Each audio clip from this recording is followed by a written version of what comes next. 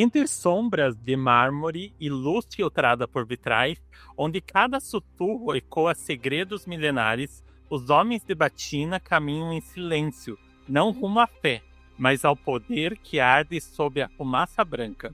Em conclave, o sagrado e o político se cruzam em cada olhar, e o voto que decide o futuro do Vaticano pesa mais do que a própria salvação. Sejam muito bem-vindos, esse é um novo episódio da segunda temporada do Cineora Club, e hoje vamos mergulhar nos corredores fechados do Vaticano, onde o silêncio esconde disputas intensas, e o que parece espiritual pode ser, na verdade, um pouco profundamente político, isso sim.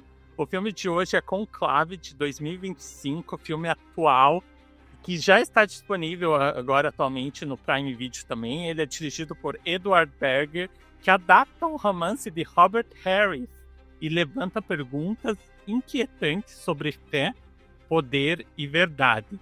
E para mergulhar nessa história, claro, eu chamo aqui os colunistas do Cineona Club, Mai Aratice. Oi, Mai.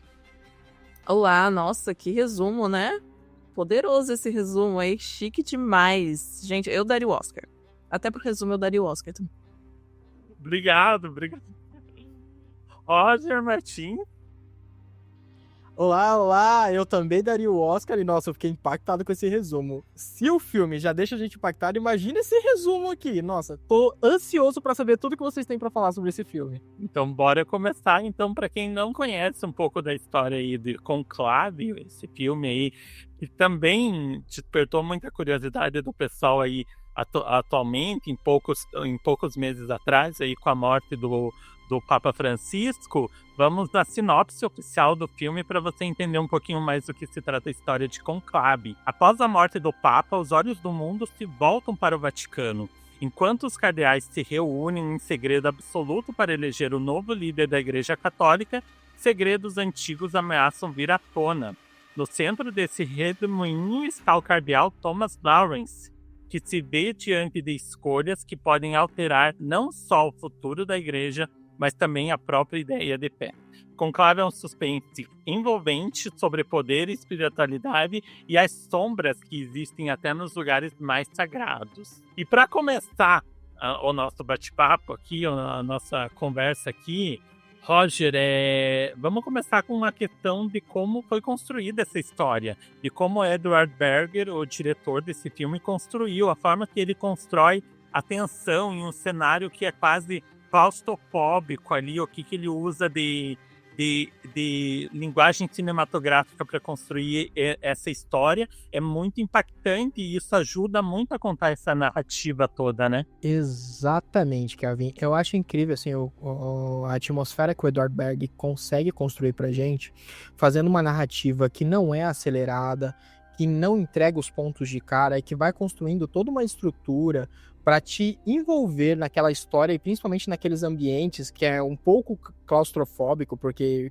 querendo ou não, eles estão recolhidos, mas também é um ambiente muito bonito e amplo. Então, assim, você se sente preso num ambiente extremamente aberto. Existem muitos takes que são abertos. Tem um take que eu gosto muito do filme, que você pega ali o cardeal Lawrence de cima, vendo todos os outros cardeais de baixo, embaixo dele, assim, em seus grupinhos, e assim você sente toda aquela masmorra se fechando em volta deles, e ao mesmo tempo eles estão todos espalhados, assim, cara. É muito bonito, é muito contemplativo quando ele traz essa estrutura, e sem contar também que a gente precisa falar e elogiar muito a trilha sonora, né? Trilha sonora feita pelo Volker Bertelmann. Essa trilha sonora composta que é como um fio condutor da história. Então, assim, momentos de tensão, ela é construída sem precisar parecer aquele filme de suspense clássico da sessão da tarde. Momentos de catarse, assim, tem um momento que ele invade, que ele rompe o selo do quarto do Papa, e ele entra ali, e aí tem aquele momento catártico que ele tá chorando, que ele tá, assim, vivendo o luto, né, de uma pessoa que era muito querida pra ele. Você percebe que a trilha sonora, ela não tenta criar aquele tipo de emoção no jeito de Angelina Jolie atuar quando ela tem muitas emoções, assim, que é sempre explosiva. Não. é contida, você sente a dor dele e a trilha sonora vai crescendo de acordo com aquilo. E as tensões que você vai vendo, principalmente nos grupos que vão se formando, a trilha sonora consegue também transmitir, tipo, o senso de urgência e tudo mais. Eu simplesmente amo Conclave por causa disso, por causa dessa visão. E esse filme é baseado no livro do Robert Harris, que tem o mesmo nome, e que traz essa história toda pensada e ambientada com bastante pesquisa sobre como funciona um conclave dentro dos muros do Vaticano. E assim, é um filme que é uma aula de direção. Eu acho que ele consegue dirigir muito bem as filmagens, os takes de câmeras relacionados principalmente para expor o ambiente, né? Para expor a urgência, para cadenciar o filme, e ele consegue dirigir muito bem os atores, as atuações, para não exagerar demais, mas também para não entregar de menos. Existem coisas ali que são tão delicadas, por exemplo, do Cardeal Benítez, ele sempre foca muito nas mãos do Cardeal Benítez, e depois a gente vai entender mais ou menos o porquê ele está fazendo isso. E assim, eu gosto muito do critério que ele vai utilizando para contar a narrativa e não entregar a narrativa de cara para você. É um dos melhores filmes que a gente já teve a respeito de Vaticano e de Igreja Católica. E eu acho que o tema do conclave aqui, que foi orquestrado, né, como se fosse uma sinfonia durante as filmagens, é muito bem ensaiado, é muito bem encenado. E eu simplesmente amei esse filme. Muito boa análise, Roger. O Roger ele falou muito sobre a direção e a atuação nesse filme, né? E como eles carregam um peso bem grande para toda a narrativa, toda a construção da história. Mas um outro elemento muito importante aqui, e que foi indicado ao Oscar também, ali o Roger falou da trilha sonora, que a trilha sonora também foi indicada ao Oscar, mas outro elemento aqui muito importante que a gente tem que destacar é a questão dos figurinos, né? Os figurinos e os espaços todos chamam muita atenção no filme, né? Que leitura que você faz sobre a estética utilizada nesses figurinos e nesse cenário, e como isso tudo ajuda a contar a história e tem esse destaque tão grande também que levou ele a ser indicado ao Oscar deste ano, né, nessa categoria. Sim, esse é um filme excelente, assim, em todas as categorias técnicas, né? Tudo, assim, ele faz com primor. E o figurino não é diferente. E o figurino é um dos elementos que mais chamam a nossa atenção na hora da gente entender quem é o personagem ou quem esse personagem quer que a gente entenda quem ele é, né? Às vezes a gente pode depois se surpreender. Ali tem o detalhe de que todo mundo praticamente tá vestido igual, né? Então já tem um mistério aí. Se todo mundo tá vestido igual, é diferente quando em qualquer outro filme contemporâneo, por exemplo, você pode perceber o estilo da pessoa, como é que ela tá emocionalmente naquele dia, etc. Muitos símbolos ali estão ali nessa direção de arte específica do figurino, assim como todas as outras. Mas pra personalidade da pessoa, o estado emocional que ela tá, figurino é uma chave da gente identificar. E nesse caso, estão todos iguais, para começar. Então a gente já fica, bom, vou tentar conhecer um aqui, um ali, mas as dicas de quem é quem, a gente vai entender nas minúcias. Um pouquinho de um jogo de câmera, um pouquinho uma frase, uma fala de um personagem. A gente vai começando a encaixar esse quebra-cabeça de quem é quem ali, e nesse jogo de poder, que esse filme é um grande jogo de poder, aos poucos. Então é interessante como que se trabalha um figurino quando é todo mundo igual, né? Claro que tem a parte realmente técnica de, inclusive, descobrir que, tipo, esse vermelho que eles usam é um vermelho que não se usa mais. Pra mim, tava tudo, tipo assim, repeteco, assim, era cópia perfeita. Pra mim, eu falei, nossa senhora, parece que a gente tá vendo a realidade, parece um documentário, né? E depois eu descobri que não, que é isso, pra trazer pro cinema, foram resgatar um vermelho que não é usado há séculos, na verdade, para ficar maior no cinema, para ficar, né, vistoso assim mesmo pra gente, foram resgatar um vermelho ainda mais forte, ainda mais denso, um tecido que realmente segurasse essa tensão dessa cor mesmo, né?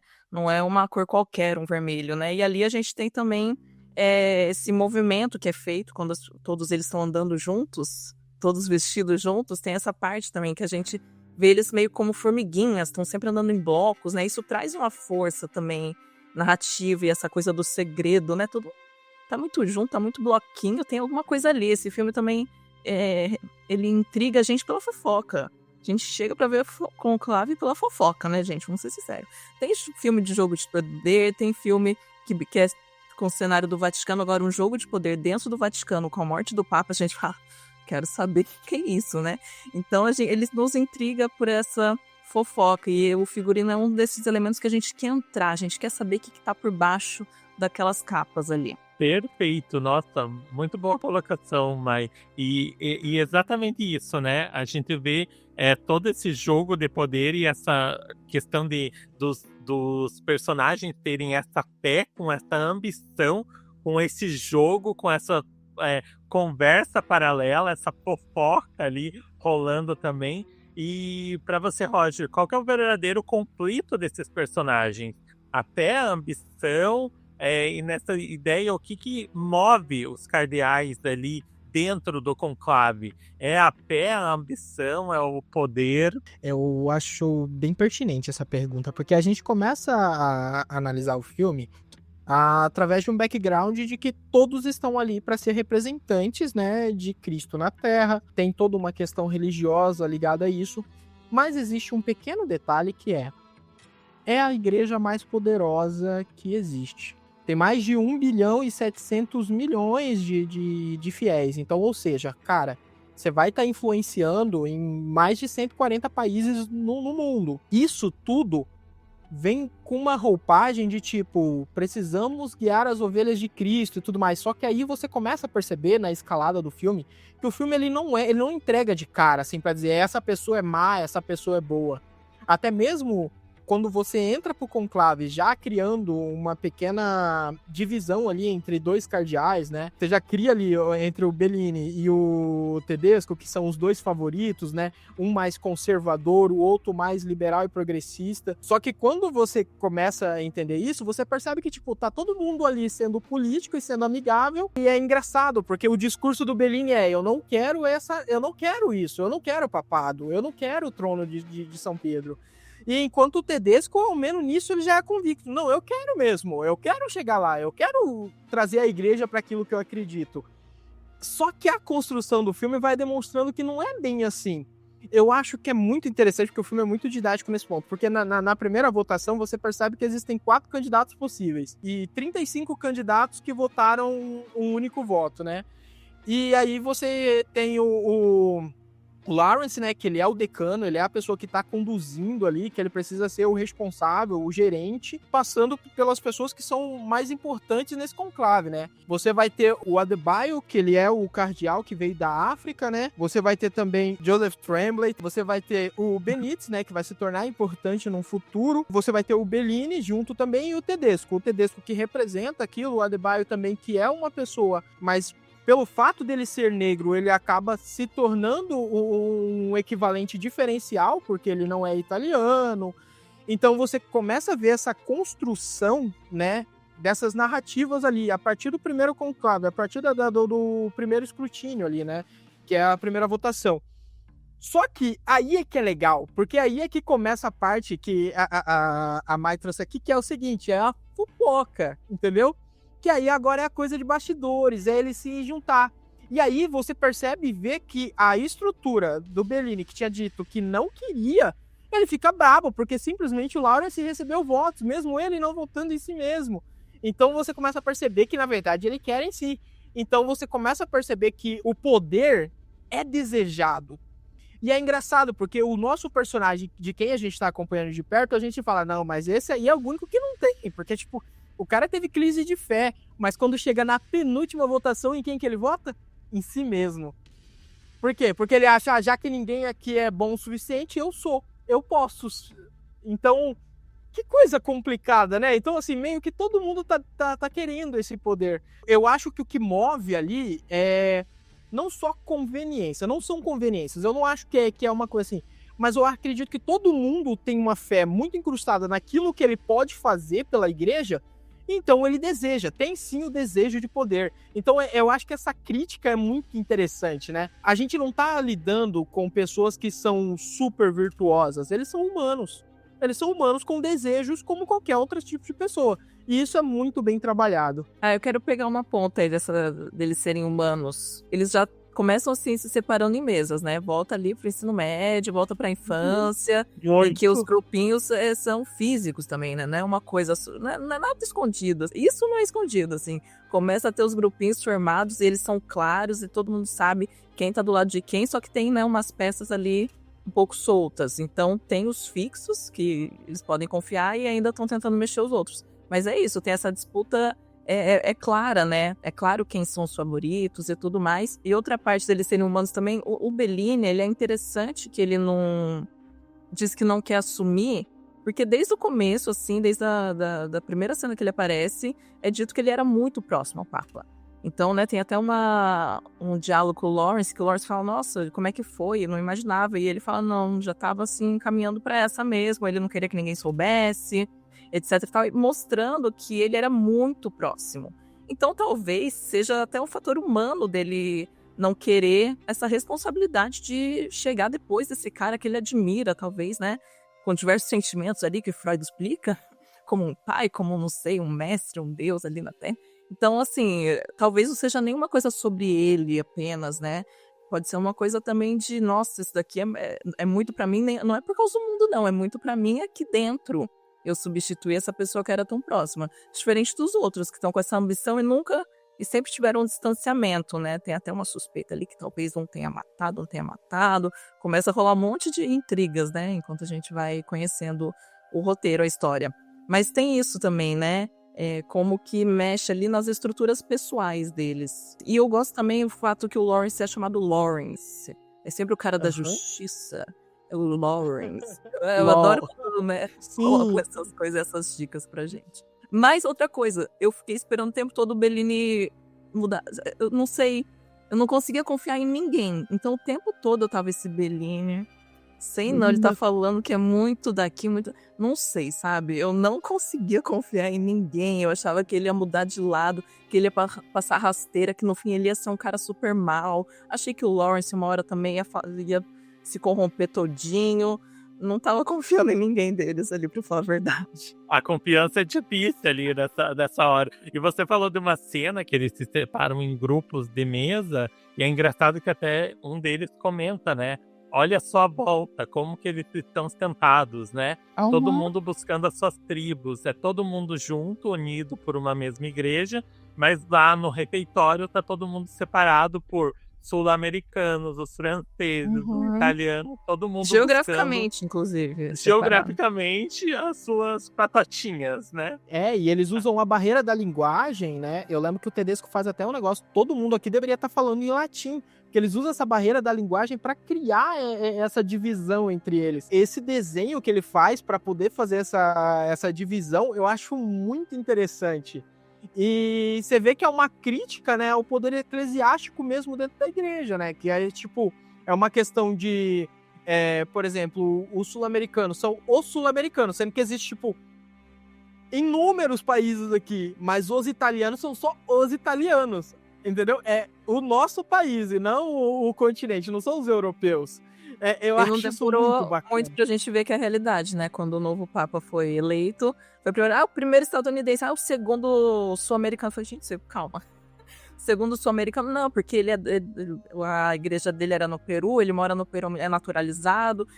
Então é isso, já realmente é o que importa muito. A primeira coisa de destaque foi de onde que ele era, onde ele nasceu, onde ele morava. Isso é muito importante mesmo. E trazendo mais uma questão para a realidade nossa, que a gente acabou de passar por um conclave, muitos jornalistas falavam sobre essa questão do latim ser obrigatório, principalmente ali entre os cardeais votantes, para ter essa facilidade em comunicação, que muitos deles que estão votando atual, que votaram pela primeira vez, não sabiam latim, não tinham latim como uma segunda língua ou uma língua fluente. Sabiam pouco de latim e tudo mais. Então isso daí também foi um destaque nos nossos jornais atualmente, que teve agora o conclave, e acontece também no filme, e é falado isso no filme. E no filme também, a gente não pode deixar de destacar aqui a questão dos papéis femininos nessa narrativa.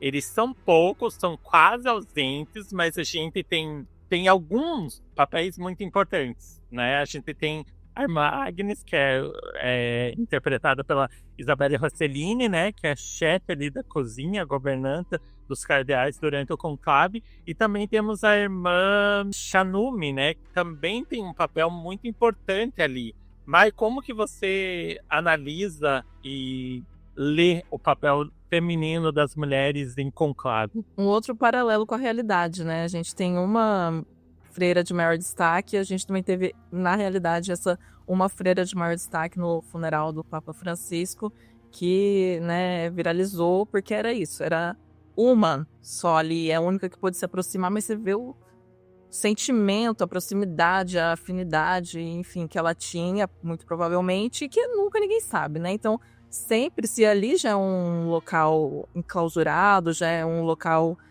com todos os suas, né, suas regras, enfim, né, toda a sua solenidade, imagina para as mulheres que vivem ali, né?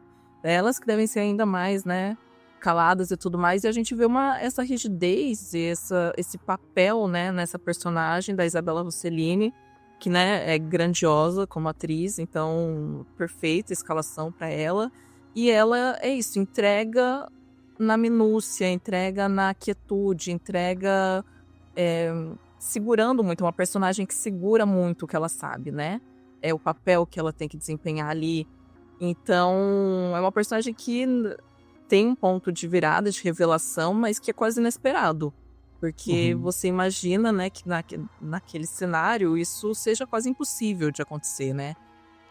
Uma freira que se coloque como ela se colocou. Ao mesmo tempo tivemos essa freira na vida real que não gritou, não trouxe nada à tona, mas que chorou. E que ficou ali na sua posição que ela achou que deveria ficar. Então são paralelos interessantes, assim. E enquanto ao roteiro, como uma mulher podia ser colocada nesse roteiro, eu depois até lembrei de Oppenheimer. O bendito Oppenheimer, que eu tenho um ranço completo, eu fiquei pensando depois, me veio o Oppenheimer, eu fiquei, nossa, pensando bem, talvez tenha a mesma quantidade de personagens femininas, e o Conclave foi longe de me dar ranço, tanto quanto o Oppenheimer deu. Não sei como é que é a opinião por aí, mas eu não curto. E por quê? Porque, assim, eu fiquei refletindo de verdade sobre isso. Por que Oppenheimer, que é um filme de época, de certa forma, que realmente as mulheres não tinham voz, não tinham espaço naquele lugar deles, me irritou a forma como as mulheres foram retratadas ali, e no Conclave não. Fiquei refletindo sobre isso. Eu acho que é exatamente pelas brechas. As mulheres não vão aparecer muito, não vão ter muitas mulheres no elenco, não tem como ter, porque não é a realidade, não seria verossímil fazer isso, mas as mulheres que são colocadas ali, essa freira principal, ela tem um arco narrativo, ela tem uma personalidade, ela tem tudo aquilo, e ainda tem esse detalhe, né, de trazer uma outra personagem que muda as coisas, ela muda o rumo das coisas, através da personagem que ela é, né, da ação que ela tem envolvida ali. Então são duas personagens que mudam a história, né, querendo ou não. E ainda assim não é um filme que exala tanto aquela força, né? Eu sou homem, eu sei o que eu tô fazendo, sou eu que eu sei, que eu acho que tem muito no Oppenheimer, um pouco isso, era umas cenas meio repetitivas os homens sabendo tudo, eles são os reis, os total possuidores da inteligência e das soluções. E ali não, eram homens em conflito, homens, né, dúbios, homens totalmente que estavam numa posição muito frágil, na verdade, eu acho também. Então, acho que tudo isso faz com que, apesar de ter poucas personagens mulheres de oportunidades, não seja tão... Não me dá ranço. Eu deixo passar. Eu acho que tá tudo bem. Acho que foi verossímil e o que pôde fazer foi feito ali. Mas a realidade é essa, né, gente? A gente sabe. E os papéis que tem ali, os papéis femininos que tem ali, eles são muito importantes para a história, né? Eles são poucos, mas eles, como você disse, Mai, eles têm uma narrativa importante para toda a história. São eles elos muito importantes durante toda a história. Seja para mudar Sem elas não aconteceria, né? Sem elas não aconteceria, porque elas mudaram o rumo daquele conclave. Foram elas que mudaram o rumo daquele conclave. Roger, eu acho Eu acho interessante, pra mim, pegando o fio da meada aqui sobre isso, nessa cena que a gente vê um destaque feminino muito interessante, a gente percebe que é uma crítica ao atual modelo, né, da igreja. As mulheres só são convenientes, só são utilizadas quando foram utilizadas como massa de manobra, porque a gente também precisa lembrar que essa outra irmã que acontece, essa questão lá com o cardeal, ela foi trazida pelo outro cardeal justamente para criar esse tumulto ali e desqualificar ele. Tipo, tanto que a cena que acontece com ele, e eu acho incrível também que outro ponto aqui que eu quero levar, o filme não passa pano pra nenhum dos problemas da igreja, cara. Eu gosto muito disso, porque a repercussão desse problema é, o Lawrence vai lá nos aposentos do Adebayo e ele pega e fala bem assim, isso foi um caso há muito tempo, há 30 anos atrás. Será que um erro me desqualifica? Eu tô pronto pra esse papel. E aí ele fala bem assim, não é um erro, você tinha 30 anos e ela tinha 19. E aí ele solta a frase que eu acho que costura tudo bem tudo isso, que é assim, a igreja não aguenta mais um escândalo sexual. Tipo, especificamente isso. Porque quando a gente assiste Spotlight, que é um dos meus filmes favoritos, a gente percebe o quanto esse era um problema da igreja, de tentar manipular para que isso não viesse à tona. E principalmente para aqueles padres, aquelas pessoas influentes na sociedade, não fossem de alguma forma castigadas, porque isso pegaria mal para a imagem da igreja. E aqui você vê que eles ainda estão repetindo os mesmos problemas, só que ao invés de lidar com o problema, eles estão evitando o problema, né? E aí vem de novo a falta de ter mulheres à frente para poder debater essas situações que, inclusive, elas são vítimas. O filme não me traz ranço, o fato de não ter mulheres, porque isso é declaradamente uma crítica que o filme está fazendo ao modelo da igreja no exato momento. Perfeito. Aproveitando para falar aqui sobre as atuações ali e os personagens de Conclave, a gente não pode deixar de citar Ralph Fiennes aqui no papel de Lawrence, do cardeal Lawrence, que é ele que nos conduz durante todo esse conclave. Mas, ao mesmo tempo, ele tá guiando a gente num negócio muito importante, num momento muito importante da Igreja Católica, mas a gente também entende que ele está perdido naquele labirinto de decisões e de conflitos e de questões e tudo mais. Mai, como que você analisa esse protagonismo dele e como que você vê Ralph Fiennes nesse papel? Lembrando, né, que ele é Voldemort, não podia deixar de ver lá no Harry Potter, e também adoro ele no Encontro de Amor. Você vê como é um ator versátil, né? Super. Ele faz tudo. Faz de tudo. Que ótimo. Ele é ótimo mesmo. Eu achei que ele foi excelente no papel. Todo o destaque que ele teve na temporada de premiações é muito merecido mesmo. Até porque é isso, é um filme silencioso. O Roger falou muito bem, é um filme contemplativo. E a gente fica contemplativo junto com o filme por conta do nosso protagonista. Ele que transmite as sensações que a gente tem ao longo do filme, muito porque ele tá sentindo. Então, né, ele chega afobado, chega inseguro, não sabe o que tá acontecendo, depois ele fica meio investigativo, né, tem um tempão que ele fica todo investigativo, de repente ele ganha uma energia, e tudo, a corrente, assim, que a gente sente ao longo do filme é o que ele tá sentindo. E pra você conseguir passar isso, enquanto atuação pra tela, é uma puta responsabilidade também, né? E tem que ser um ator que é muito, realmente, detalhista. É um ator que é muito expressivo. Voltamos pra parte do figurino, tá todo mundo vestido igual. Como é que o cara vai se destacar? A câmera, primeiro que tá aqui, né? A câmera vem nele aqui, pra gente sentir o que ele tá sentindo mesmo. A gente tá no sussurro, né? Essa coisa da fofoca, a gente já chega no filme assim, pode falar, né? E daí ele tá, né, nas feições detalhistas ali, e a gente tá com ele, a gente tá colocando o ouvido pra entender a inspiração dele, pra entender o que ele tá, cada passo que ele vai dar, o olhar que ele tem. É claro que, como uma direção completa, o filme coloca as coisas ali, né? Mostra pra gente aos poucos e de forma muito inteligente, mas ele, do outro lado, tá observando.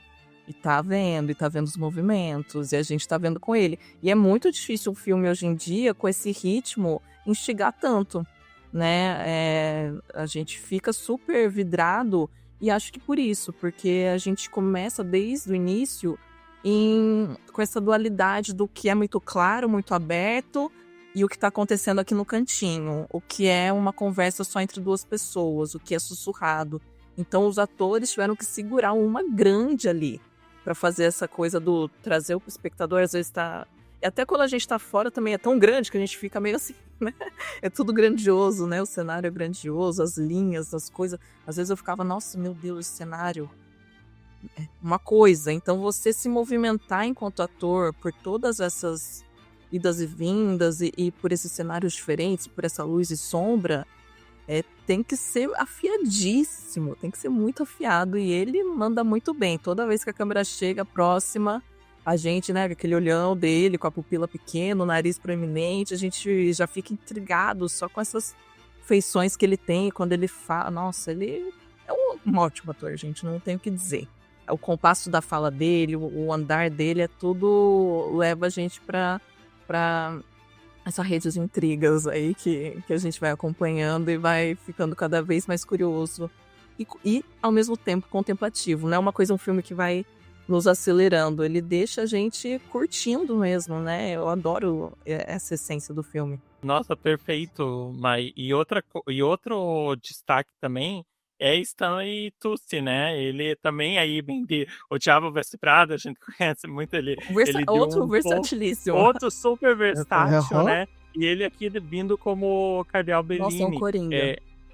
Roger, como que você vê a atuação dele também ali junto com o Ralph Fiennes e todo esse elenco? Tem uma frase que tem um ditado, né, que eu acho que daria muito certo com o Stanley Tucci, que ele é assim, fazendo o papel do Cardeal Bellini, ele é o lobo em pele de cordeiro, sabe? Porque ele se vende como aquela imagem de tipo, eu não quero, vou desdenhar isso aqui e tudo mais, tal. Enquanto por trás ele tava trabalhando por toda uma trama totalmente diferente dele, assim, sabe? Demonstrou mais pra frente que era uma pessoa corrupta. E eu não quero só levantar a atuação dele, que eu acho que é interessante, mas eu também quero falar do John Lithgow como o Tremblay, que, tipo, é o sonso.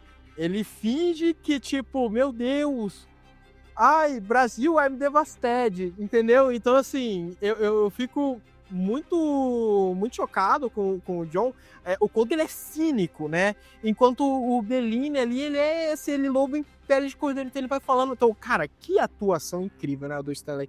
Tipo, a gente que já vem ver ele fazendo várias coisas, assim, vários papéis incríveis. Eu sinto nesse filme uma vibe de tipo, sabe aquele filme O Espião que Sabia Demais? Eu gosto muito daquele filme, por causa que aquele filme tem muito dessa pegada, assim, de tipo, uma investigação, mas mesmo assim com um foco e um desenvolvimento do personagem muito bem feito. E aqui a mesma coisa, só que acontece que você tem todo mundo vestido igual, e você precisa trabalhar essas características de cada um de personalidade que são totalmente diferentes. O Tedesco, por exemplo, do jeito que ele senta, como ele se apoia na mesa, o charuto que ele tá fumando, você percebe que meu Deus, quanta pompa e tudo mais. Então você vai percebendo isso nos personagens. Mas, cara, o Stanley Tucci, eu acho que, assim, ele fica como um coadjuvante ali muito bem próximo do Ralph Fiennes, assim. E aquele contraponto, eu acho muito legal que os takes que tem eles são sempre assim. Eles estão sempre enquadrados em pontos que eles estão lado a lado, e com nenhuma divisória no meio, sabe? Até mesmo quando eles têm um problema, nenhuma divisória no meio. Tipo, o filme tá mostrando pra gente, eles são farinha do mesmo saco. Fica tranquilo que eles são farinha do mesmo saco, você vai perceber isso. E eu acho muito interessante isso. Agora, trazendo já pra realidade, né? A gente não pode deixar de comparar o que acontece no filme Conclave com o que aconteceu há poucas semanas atrás do conclave verdadeiro que a Igreja Católica passou após a morte do Papa Francisco com a eleição do Papa Leão XIV. Na opinião de vocês, o filme muda a forma como o público vê a igreja como aquela parte só de fé e não a de poder? Ou o conclave que a gente passou na vida real também demonstrou isso, também demonstrou essa questão de... Porque eu nunca tinha visto assim, um conclave tão forte na questão de será que o rumo da igreja vai mudar? A questão de ser o Papa Francisco ter sido muito visionário em algumas questões, trazendo a igreja mais aberta à questão moderna. E agora se teve muito esse debate, né? Será que vai vir um mais conservador, um mais que vai seguir a linha do Papa Francisco e tudo mais? Então, eu acho que o público também conseguiu ver no conclave original, ou o verdadeiro, essa questão do poder sobre a igreja, do poder sobre esse símbolo que é o Papa, né? Maio, o que você acha dessa comparação, o filme com a vida real? A arte imita a vida? Sim, eu acho que a arte imita a vida, sim. Mas é ainda mais intrigante quando daí falando de Vaticano, falando de conclave, fica difícil, porque é muito segredo, né? Assim, eu acho que de lugares do mundo, talvez o mais, né? Que a gente não sabe o que rola ali, o que não rola. Realmente perfeito para um thriller, como aconteceu. Eu acho que quem assistiu o filme viu esse acontecimento de uma outra forma. Esse processo. Eu acho que quem viu o filme viu de outra forma. E quem não viu o filme, acho que teve curiosidade de assistir o filme. Porque foi muito, né, perto um do outro.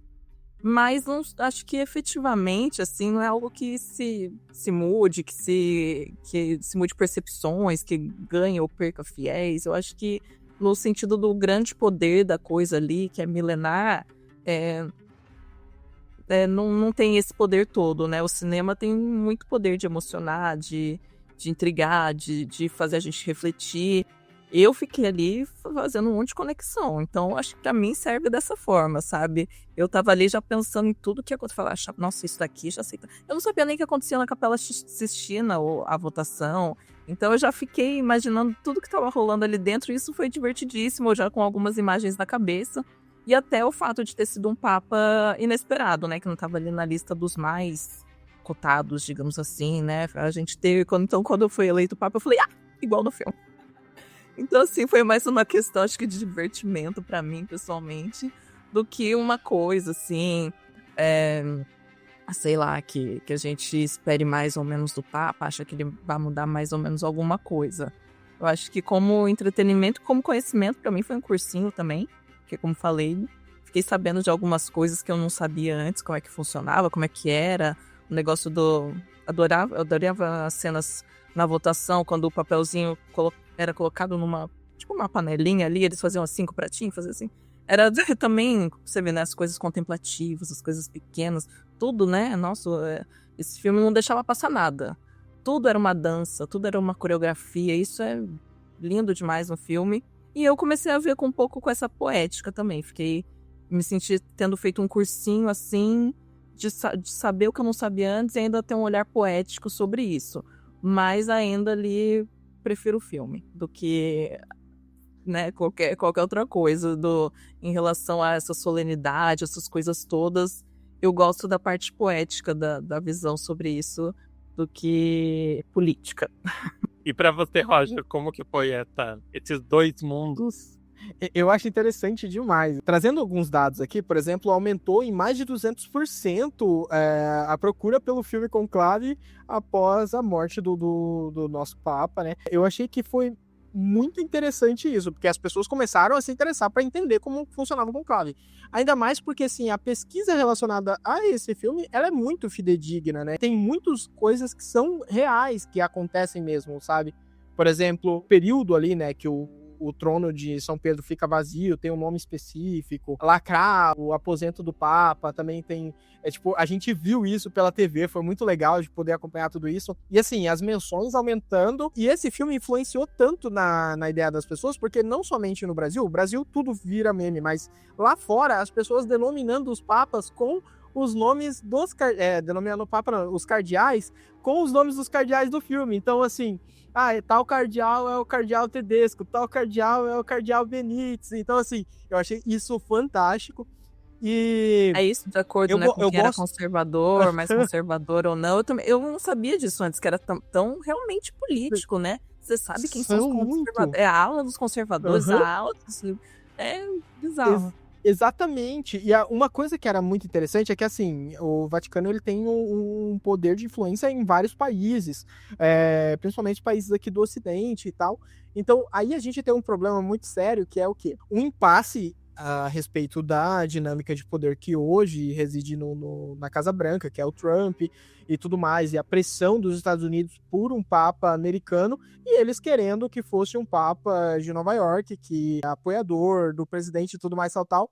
E o Vaticano deu uma aula de diplomacia, falou, beleza, a gente entrega o papa americano, mas a gente vai entregar um papa americano, que é naturalizado peruano, e que viveu quase toda a vida no Peru, e a gente vai trabalhar exatamente porque com essa pauta de pastoral, que já vinha numa crescente, né, progressista da igreja, trabalhando justamente com aquele ponto fraco do governo americano, que é os imigrantes. Então, assim, cara, é uma aula, assim, de diplomacia, de jogo político. Eu gosto muito disso, mas, porém, eu prefiro da parte poética. Eu acho que a gente sofre menos, a gente tem menos peso na consciência, e também porque o filme é muito bom e é muito bonito. Então eu também fico com a parte poética, eu não fico tanto com essa parte política, não. Mas tem grande influência, teve muita influência. Perfeito. E a gente falou muito da questão poética do filme, do quanto esse visual do filme nos marca. E realmente, você assistir Conclave ali, tem cenas incríveis, tem momentos de silêncio que são de contemplar mesmo esse silêncio, ou até os ruídos, tudo que acontece nele, os cortes secos ou os cortes mais rápidos ali também do filme, são muito intensos. E queria saber de vocês, que cena vocês destacam, que cena você destaca mais como a mais marcante do filme, e por que você escolhe esta cena para se destacar aqui para nós? Já revelei que adorei o negócio da votação. É isso, para mim essa coreografia que tinha ali do fim das votações era muito legal. Da votação em si, e deles indo ali em fila indiana, e tudo essa coreografia eu acho muito legal. Mas vou destacar então uma que eu gosto muito, que é essa do início.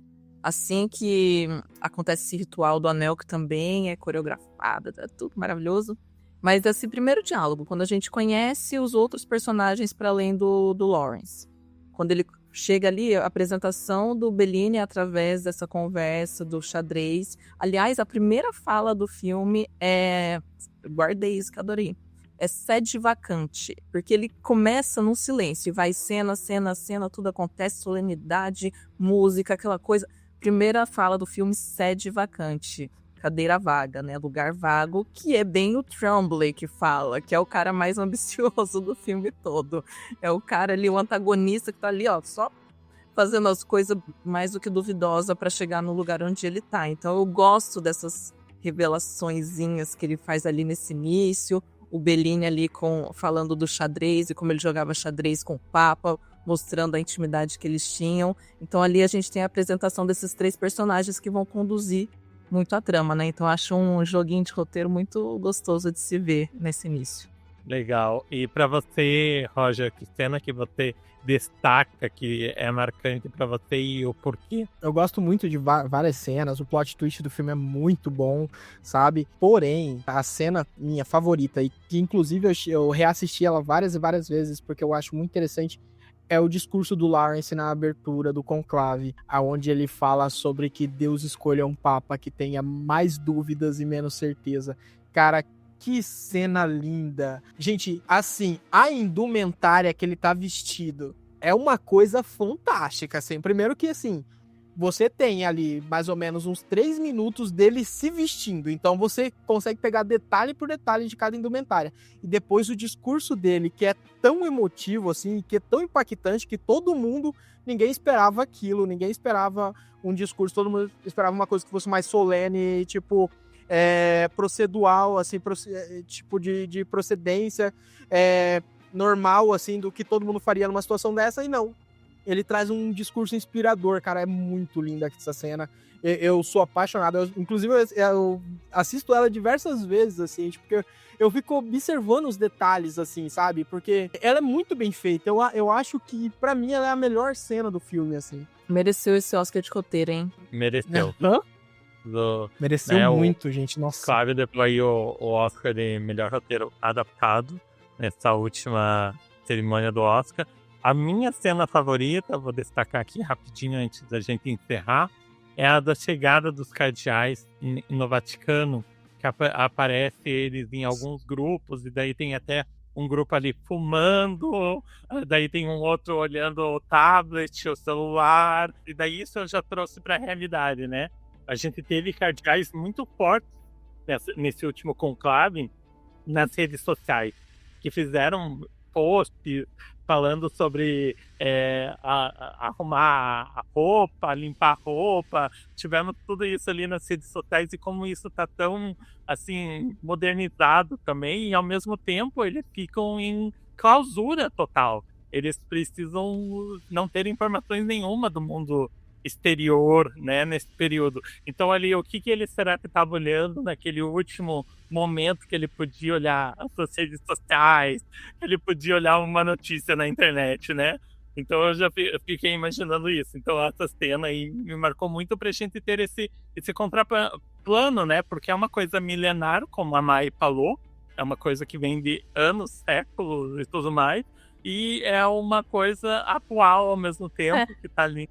São pessoas contemporâneas fazendo um ritual milenar, né? Milenar é muito. Exatamente. É um contraplano muito, muito incrível. Assim nós encerramos mais um episódio aqui do Cineora Club. E lembro a todos vocês que estão aí assistindo que esse é um espaço onde cinema encontra a crítica, o sentimento, o pensamento coletivo. E o pensamento coletivo a gente faz com você também. Então não deixe de participar aqui do nosso Cineora Club comentando nas redes sociais usando a hashtag Cineora Club ou aqui no comentário no YouTube. E não esqueça de conferir os episódios anteriores dessa segunda temporada. A gente já falou sobre Lilo e Stitch, a animação, e a gente já falou sobre Top Gun: Ases Indomáveis também, e eles estão disponíveis aqui no nosso YouTube.